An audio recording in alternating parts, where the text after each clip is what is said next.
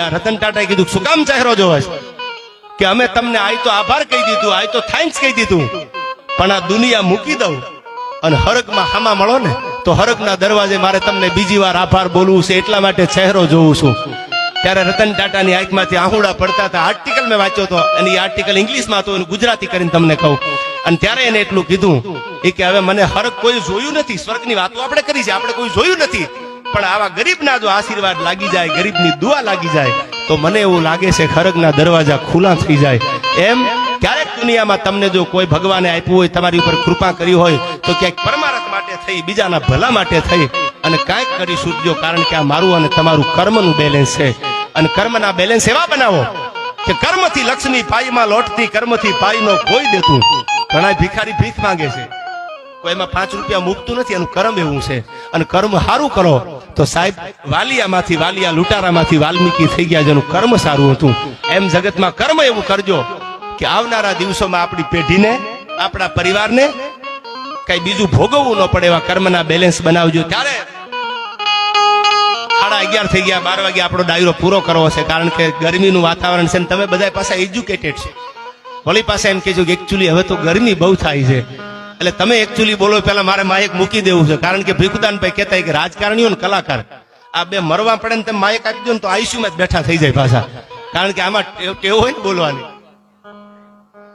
એટલે આ વાતું કરું છું આપને વેગાણીની કે જ્યાં જ્યાં નજર મારી ફરે. અમારે લાઠીના કવિરાજ ઠાકોર સાહેબ સુરસિંહજી તક્ષસિંહજી ગોહિલ કહેતા કે જ્યાં જ્યાં નજર મારી ફરે ત્યાં યાદી ભરી છે આપની, અને અશ્રુભીની આંખમાંથી હવે તો યાદી જરે છે આપની. યાર પ્રેમ એવો કરી લ્યો કે એકવાર દુનિયા તમને યાદ કરે. યાર માંગડા વાળાએ પદ્માને પ્રેમ કર્યો હતો, પછી ધીંગાણામાં માંગડા વાળો કામ આવી ગયા ને એટલે વાટ જોતી હતી માંગડા વાળો કેમ ન આવ્યા, તો માંગડા વાળો ભૂત બનીને પાછો આવ્યો.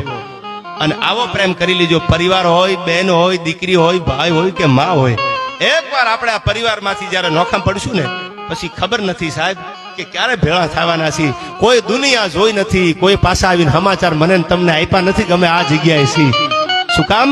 સમજદાર બધા બેઠા છો એટલે કહી દઉં કે આપણે આ પરિવારના હેત જે હોય છે, ભાવ હોય છે, 1-2 કરોડ માટે થઈને ભાઈઓ ઝઘડી પડે છે. તમે જોતા હોય છે સમાજમાં એક ફળિયામાં રહેવા વાળા આડી દિવાલ કરવા માંડે. કા કે પ્રોપર્ટી બાબત હતી. એટલે આ પ્રસંગ ઘણી વાર કહું છું. 92 લાખ માળવાનો ધણી રાજા ગોપીચંદ જયારે ભક્તિ લાગી ગઈ અને પોતાને એમ થઈ ગયું કે આ સંસારની માયા આખી ખોટી છે, મારે મૂકી દેવું છે આ બધું. આજ પણ જૈન સંપ્રદાયમાં તમે જોશો દીક્ષા લે છે. કરોડોપતિની દીકરી હોય, 22 વર્ષની દીકરી હોય, 20 વર્ષની દીકરી હોય, દીક્ષા લેતી હોય. સાહેબ જેને ફૂલડા સિવાય પગ નથી દીધા, આજ મારી નજરે જોઉં છું. ઘણી વાર સાહેબ મારા ડાયરામાં પણ કહું છું કે આજ મહારાજ શ્રી જે હાલી નીકળતા હોય છે, રસ્તા ઉપર જે વિહાર કરતા હોય છે, હું તો એમ કહું છું કે આજ જગદંબા છે સાહેબ. આજ આપણા માટે ભગવાન છે કે દુનિયાની બધી તાકાતને એક બાજુ મૂકી અને આદેશ કરીને જે માણસ નીકળી જાય કે બસ મારે આ માર્ગ લેવો છે. આજ મારે તમારે પૈસા માટે સ્ટ્રગલ કરવાની, પૈસા માટે મહેનત કરવાની, પૈસા માટે પરસેવો પાડવાનો. પણ જે દીકરીએ ફૂલડા સિવાય પગ નથી દીધો, જે દીકરી એસી ની હવા સિવાય બહારની હવા કદાચ જોઈ નથી, એવી દીકરીઓ જયારે દીક્ષા લેતી હોય તે મને તમને એમ થાય છે કે હજી આ ધર્મ આપણો અહીંયા છે.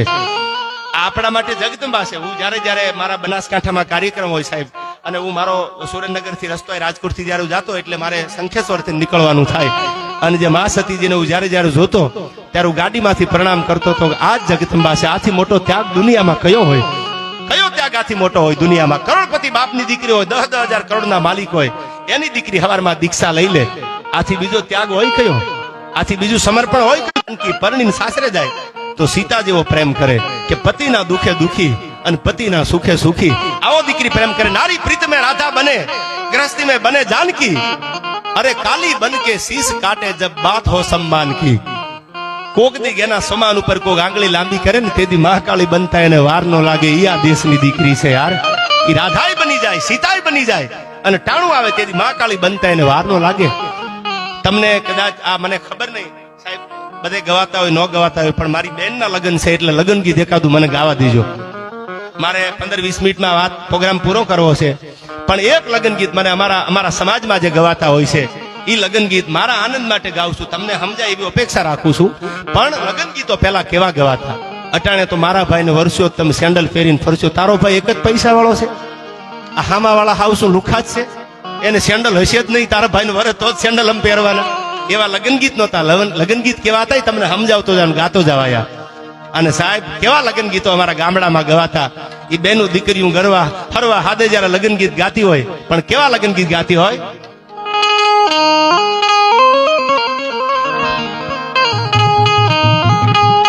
લગ્નનો પ્રસંગ છે એટલે મને એકાદું લગ્ન ગીત યાદ આવ્યા. હજી રોનકના લગ્ન ગીત તો મારે ગાવાના છે, પણ આજે એકાદી કડી ગાઈ નાખું. કોયલ બેઠી આજ જાંબલિયાની ડાળ,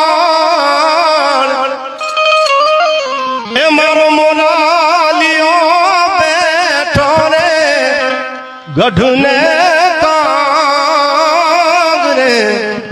માણરા, એ હોશીલા વીરા તમકો જાલને રે ઉઠાણો રોનક ભાઈ વીરા તમકો જાલને રે ઉઠાણો આપ ગણ દે.